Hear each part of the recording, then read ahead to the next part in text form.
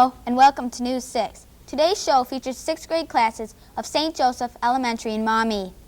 There are many new things going on at St. Joe's this year, and to tell you about some of them, here's Kate. This is the first year that our school has elected a student council. Their job is to raise school spirit, plan student activities, and represent all the students at St. Joseph's. One of the first activities that Student Council sponsored was Spirit Week, which was held in December and was a big success. During that week, the older students became big brothers and sisters to the younger students and did special activities together. Right now, the Student Council is busy putting together our school newspaper. Does St. Joseph have school spirit? Of course, thanks to our new Student Council. This is also the first year we get to compete in the annual speech contest of our school. The speech contest has students of 6th, 7th, and 8th grades that compete by reciting poems, or interpreting plays, or a chapter of a book. Tryouts are coming up soon, and the contest will be held March 10th. This contest not only gives students a chance to compete with pupils on 3 grade levels, but it also helps to give students poise and self-confidence by speaking in the public. With more stories about our school, here's Dennis. A new sound is echoing through the halls of St. Joe's. It's the musical sound of flutes, saxophones, and clarinets, and all other instruments that make up our new school band. There are 17 students in the band from grades 4 to 7. The musicians receive private lessons during school day on Monday. Then they meet as a group after school on Monday. Even though our 5th and 6th grade football team was newly formed this year, the St. Joe's Carpenters really socked it to them. Our team won all 7 games, so the Carpenters were able to play in the Toy Bowl against Blessed Sacrament School to decide the champion. The Green Machine won the Toy Bowl 13-6 to end the season undefeated. Not bad record for a first-year team. Students at our school learn about art in an unusual way. Holly has the story. We at St. Joseph's don't go to the art museum to see paintings. The museum comes to us. It is called the Mini Museum and is organized by the Mothers Guild. The purpose of the Mini Museum is to teach us about famous artists and their paintings. The Mini Museum comes once a month when one of the students' mothers comes to the classrooms and explains about the art reproductions they bring with them. She might tell us about the artist and the tools that the artist used. Then it is the students' turn to express their ideas about the artist and his ways of painting. We have already had 2 artists and are looking forward to other artists like Van Gogh and Remington. We enjoy the Mini Museum, and it's almost like going to the real thing. All the classrooms at St. Joseph's are carpeted thanks to our candle sale last spring and this fall. The sales were very successful, and we made almost $8,000. In addition to raising money for the new carpet, many prizes were awarded. The highest seller in the school won a television set, while the top seller in the top-selling classroom won a pizza party. Now here's Patty with the stories about our community. The Maumee area is rich in American history, and one example of this is Fort Meigs. Fort Meigs is a memorial monument dedicated to the men who fought there in the War of 1812. The fort is up on a hill, and it is surrounded by high picket walls and trenches. The fort was equipped with guns that were capable of firing in all directions. Inside the fort are wood blockhouses. In one blockhouse, there are weapons and supplies used by the soldiers. Also inside the fort is the burial grounds for those soldiers who died there. Fort Meigs is open the year round, so if you are ever in Maumee, be sure to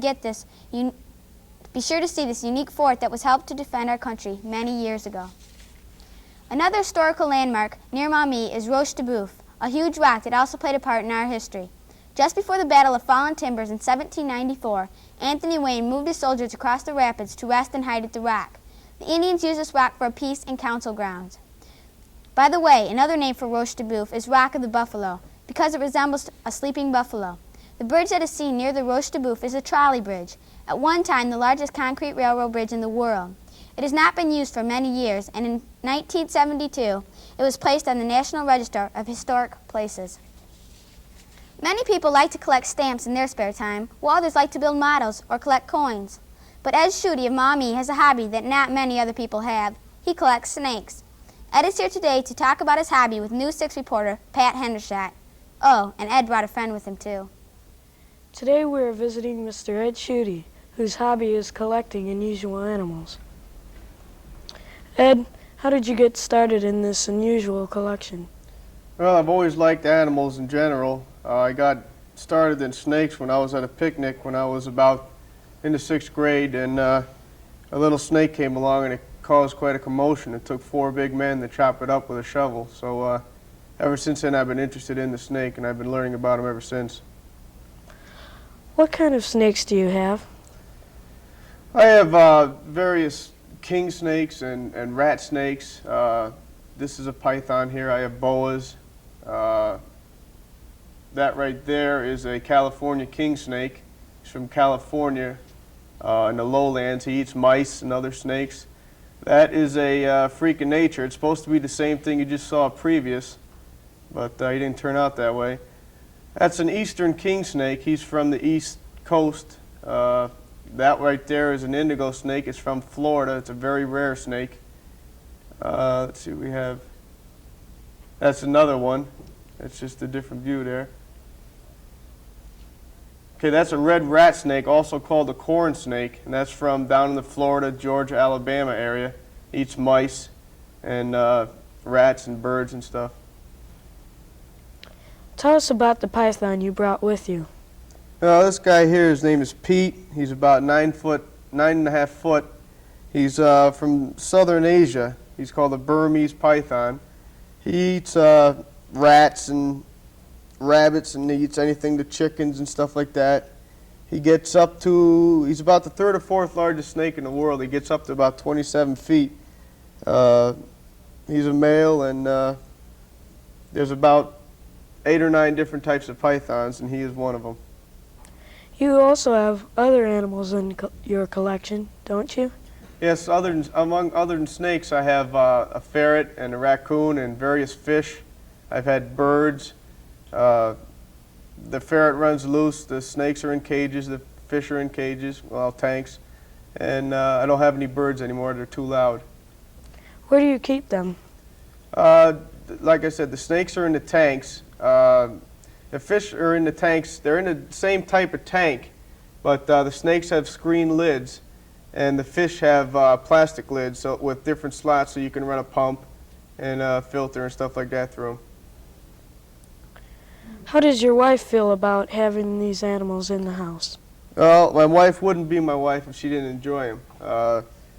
She handles the snakes just as much as I do. She takes Pete here and she sits down and watches TV with them or some other snake. But she's more into the furry animals, the rabbits and the guinea pigs and the birds and stuff like that. But she helps me a lot with the snakes, and I help her with her animals.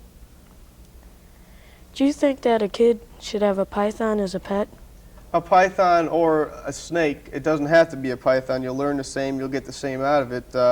Pythons are more readily available in the pet stores and stuff.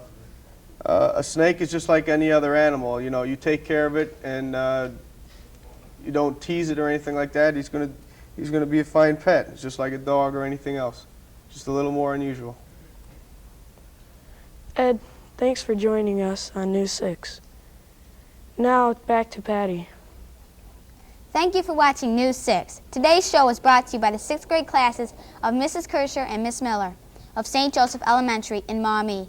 Next week, News 6 will feature the 6th grade of Trinity Lutheran Elementary in Fort Wayne. Have a great week.